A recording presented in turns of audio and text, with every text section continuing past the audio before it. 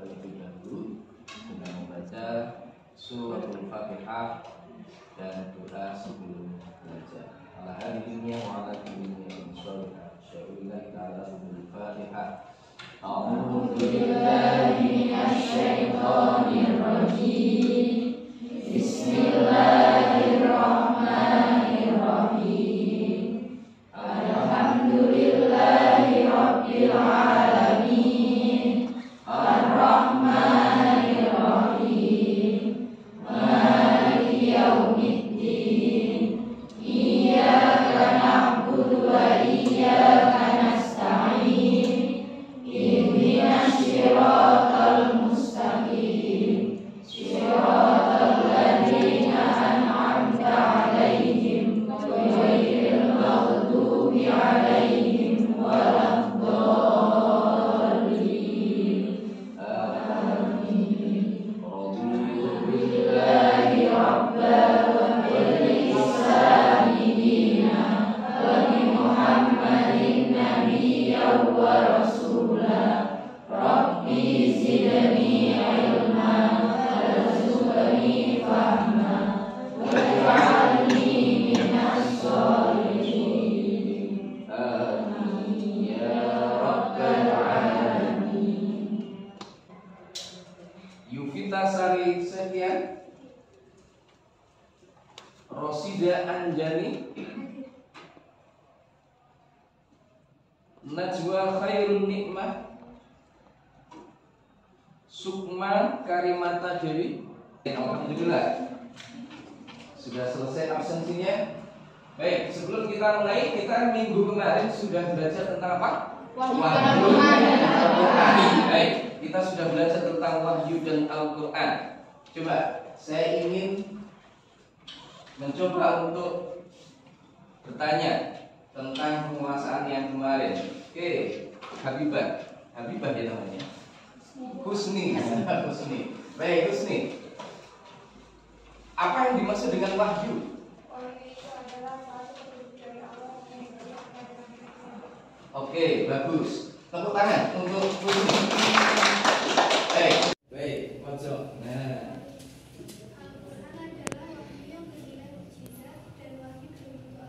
Oke, bagus. Jadi Al-Quran itu mesti mukjizat, tetapi wahyu belum tentu mukjizat. Ada lagi yang lain. Kira-kira selain wahyu itu belum tentu mukjizat, tetapi Al-Quran pasti mukjizat. Ada lagi yang lain. Siapa namanya? Diana. Oke, Diana. Al-Quran adalah suatu mukjizat yang berupa kalam Allah yang diberikan kepada Nabi Muhammad melalui malaikat Jibril yang diturunkan secara mutawatir, yang itu diawali dari surat Al-Fatihah dan berakhiran dengan surat An-Nas, dan bagi siapa yang membacanya itu bernilai 1. Oke, bagus. Kasih tahu nggak di antara kalian seperti apa konteks turunnya wahyu itu atau konteks turunnya Al-Quran? Ada yang tahu? Silahkan, kalau ada yang tahu bisa mengacungkan tangan. Ada yang tahu? Ada yang mencoba untuk menjawab? Oke, silahkan. Mungkin masyarakatnya masih jahiliyah, kan historis sejarah sebelum turunnya Al-Quran kan berarti petunjuk untuk menunjukkan jalan pada mereka bahwa yang benar Oke. itu adalah Al-Quran. Oke, bagus. Jadi konteksnya pada waktu itu adalah zaman jahiliyah. Lebih jelasnya seperti apa nanti akan kita pelajari bersama-sama dalam pertemuan kali ini. Turunnya Al-Quran. Kemudian yang berikutnya, nanti yang akan kita pelajari apa saja di sini?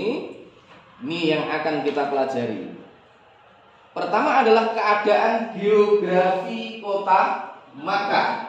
Yang kedua adalah adat istiadat masyarakat Arab pra-Islam. Dan yang ketiga itu adalah tentang budaya masyarakat Arab pra-Islam.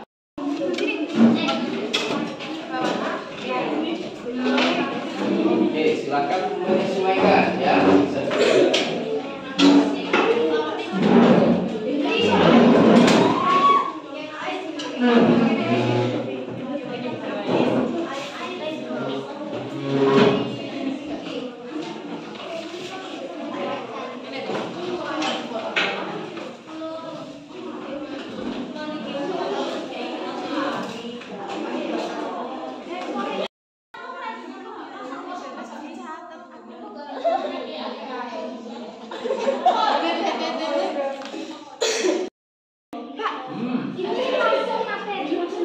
boleh. Oh, konteks histori sebelum turunnya Al-Quran. Di situ yang pertama geografisnya, perbatasannya itu di mana saja, bisa langsung itu disebutkan. Historis sebelum turunnya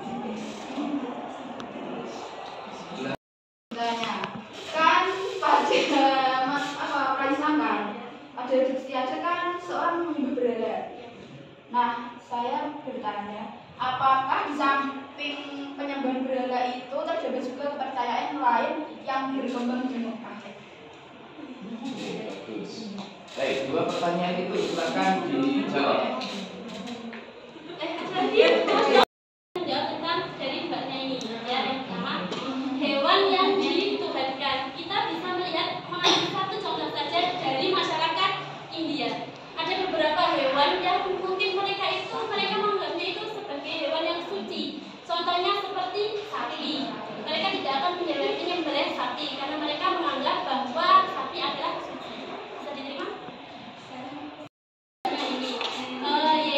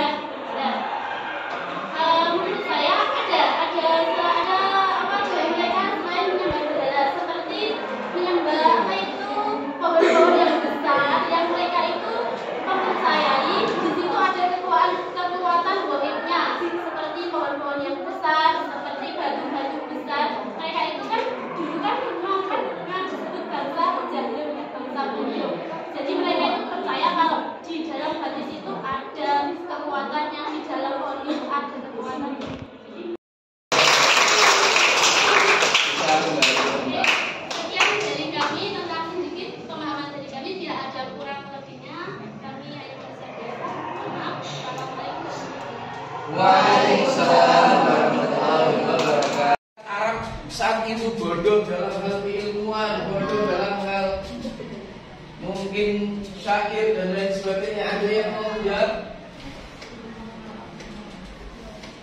Pak, Oke. mereka tidak yakin adanya Tuhan yang dibawakan oleh kepercayaannya Nabi Muhammad. Jadi dia Oke, jadi bangsa Arab tidak percaya dengan Nabi Nabi Muhammad Shallallahu Alaihi Wasallam. Oke, ada lagi yang lain yang berikan jawaban lain. Bangsa Arab apakah memang bodoh dalam hal keilmuan? Tidak. Alasannya? Karena mereka bisa bersyair. Oke, jadi bangsa Arab itu dikenal dengan masyarakat jahiliyah. Meskipun arti jahiliyah itu adalah bodoh, bukan berarti bangsa Arab itu semuanya bodoh. Ilmu pengetahuan sudah berkembang. Mereka sudah punya ilmu astronomi. Bertemu dengan Nabi, katanya sebentar lagi kiamat akan tiba. Nah, itu disebarkan. Siapa yang kemudian mau untuk menyebarkan ini, menyebarkan apa namanya, selebaran ini, mengkopinya sebanyak 20 kali kemudian disebarkan, insya Allah dia akan selamat dari mara bahaya. Nah, terus kemudian siapa yang tidak mau mengkopi dan menyebarkannya, maka dalam waktu 12 hari dia akan mengalami nasib terburuk. Nah, ini masuk dalam rangkaian perburukan. Itu terjadi di bangsa Arab waktu itu. Kemudian ada kebiasaan bahwa perempuan itu tidak dihargai, tadi sudah saya sampaikan. Termasuk diantaranya ada membunuh bayi perempuan. Kalau ada anak lahir kok perempuan, malu rasanya. Loh, kenapa?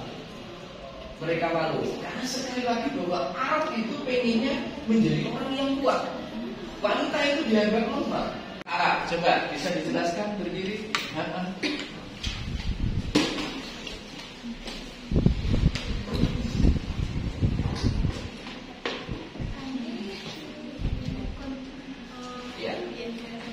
Saya akan menjelaskan kondisi budaya bangsa Arab sebelum Islam, yakni rata-rata mayoritas bangsa Arab memiliki keahlian di bidang seni, khususnya di bidang syair. Semakin bagus syairnya, semakin tinggi derajatnya, yang nanti akan dijual belikan di pasar bekas. Lalu ada juga yang syairnya itu disampaikan melalui lisan. Ada juga perlombaannya itu yang ditulis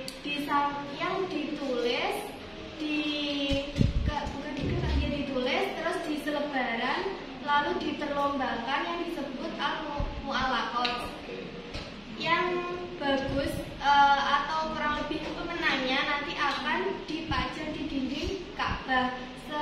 Bagi pemenang syair tersebut maka akan dianggap tinggi derajatnya atau mempunyai kedudukan yang sangat tinggi. Oke, bagus. Ya, kasih terus dan terakhir, bagaimana kemudian setting dari turunnya Al-Quran itu? Oke, coba bisa berdiri. Setting dari turunnya Al-Quran, kondisi yang melatar dari turunnya Al-Quran.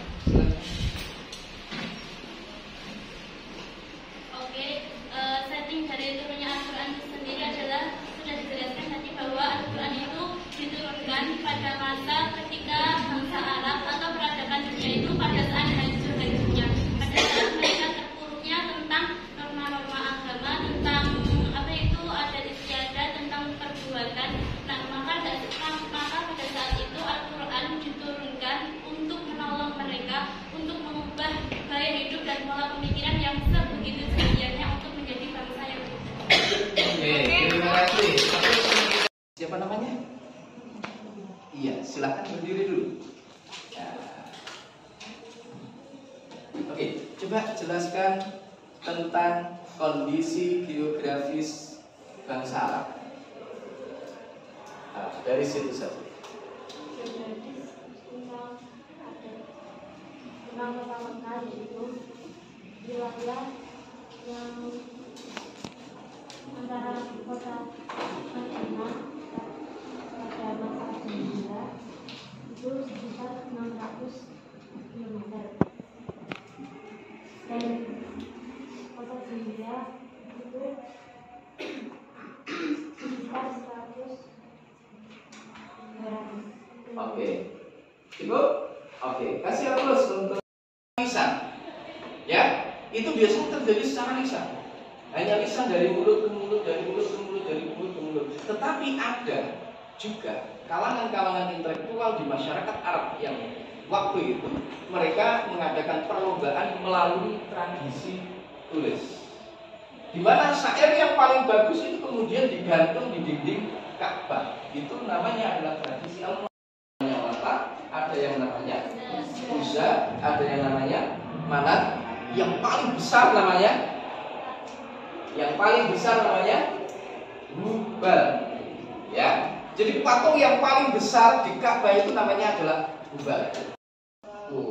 Bisa 10, bisa 20. Pokoknya punya uang, mereka bisa menikah. Ya. Dan yang lebih mengenaskan lagi, kalau seandainya mereka meninggal dunia, ada istri bapaknya yang cantik, yang masih muda, bisa diwariskan. Wow, keren gitu ya. Emotion as the basis of civilization. Ini dituangkan dalam buku ini. Kenapa bangsa Arab saat itu dikenal sebagai bangsa jahiliyah? Karena ternyata peradaban dunia saat itu dalam keadaan terpuruk. Banyak wanita tidak dihargai. Kita lombakan di sebuah pasar namanya pasar bekas. Ya, jadi setiap event-event tertentu mereka itu melakukan perlombaan dengan mengarang syair-syair. Nah, syair-syair yang dianggap paling bagus, syair yang paling kece lah bahasa sekarang gitu ya. Dalam bidang apa? Dalam bidang perdagangan. Bahkan sampai ekspor impor itu sudah berjalan. Tetapi bangsa Arab ini tetap dikenal dengan nama jahiliyah. Benda-benda yang mereka buat sendiri. Contohnya mereka menyembah apa? Patung. Kemudian menyembah apa lagi? Matahari. Ada lagi menyembah apa? Api dan lain sebagainya. Nah, ini adalah kepercayaan dari masyarakat jahiliyah. Karena itu mereka disebut sebagai masyarakat yang bodoh. Padahal secara ilmuwan, siapa namanya? Iya, silakan berdiri dulu. Oke, coba jelaskan tentang kondisi geografis bangsa Arab. Dari situ saja. Pertama kali itu wilayah yang antara kota Madinah pada masa jahiliyah itu sekitar 600 km. Dan kota jahiliyah itu sekitar 100 km. Oke, Ibu. Oke, kasih aplaus untuk berdiri. Setting dari turunnya Al-Quran, kondisi yang mengatasi dari turunnya Al-Quran. Silakan. Oke, setting dari turunnya Al-Quran sendiri adalah sudah dijelaskan tadi bahwa Al-Quran itu diturunkan pada masa ketika bangsa Arab atau peradaban dunia itu pada saat hancur-hancurnya, pada saat mereka terpuruknya tentang norma-norma agama, tentang apa itu adat istiadat, tentang perbuatan. Nah, maka pada saat itu Al-Quran diturunkan untuk menolong mereka, untuk mengubah gaya hidup dan pola pemikiran yang sebegitu jahiliyahnya untuk menjadi bangsa yang Oke, terima kasih. Baik, jadi itu ya dari sini. Nah, coba sampean berdiri. Oke, sekarang jelaskan bagaimana adat istiadat dari bangsa Arab.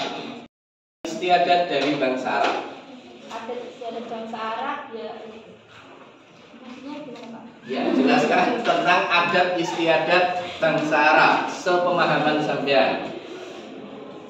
Oh, sebelum masuk Islam Iya, bergala, mengubur anak perempuan, Apalagi? minum khamar, melakukan maksiat, berperang, berjudi.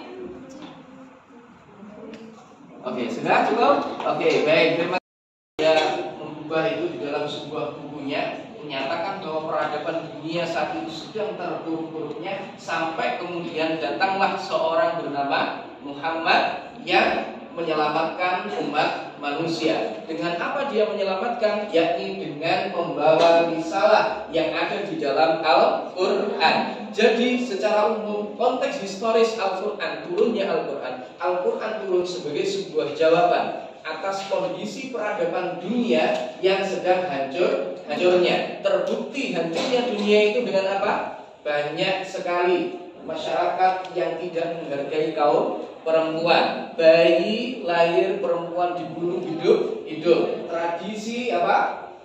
Makan makanan yang haram, minum khamar, mengundi nasib, kemudian apalagi hukum rimba berlaku. Tidak ada norma dan aturan di dalam kehidupan masyarakat Arab kala itu. Nah, demikian mungkin untuk pertemuan kita kali ini. Ada pertanyaan? Cukup? Kalau cukup, kita tutup dengan membaca hamdalah bersama-sama. Alhamdulillahirabbil alamin. Doa penutup majelis. Subhanallahumma wa bihamdika asyhadu an la ilaha illa anta astaghfiruka wa atubu ilaik. Alhamdulillahirabbil alamin. Syukran jazilan ala husni ihtimamikum, dan kita ketemu lagi insyaallah di minggu yang akan datang. Kita akan membahas tentang asbabun nuzul dan nuzulul Quran, yang insyaallah juga ada kaitannya dengan pembelajaran kita di sini. Terima kasih. Assalamualaikum warahmatullahi wabarakatuh. Waalaikumsalam warahmatullahi wabarakatuh. Baik, ketua kelasnya.